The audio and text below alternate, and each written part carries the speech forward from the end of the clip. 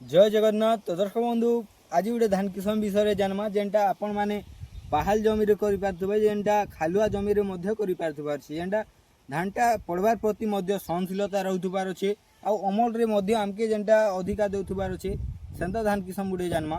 तो तार ना हूँ जेनटा पान कंपानी पूजारिणी पान 847 जेनटा।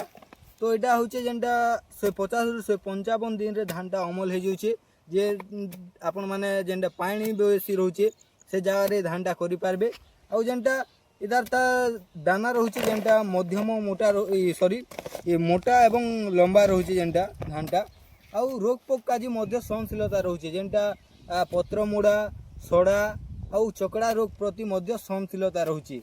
तो यहाँ आम जदि भल से जदि आम चाष करमा तो गोटे एकर आम मिनिमम भी 30 रु 35 क्विंटाल पर्यंत अमल कर पार्मा गोटे एकर ये धानटा।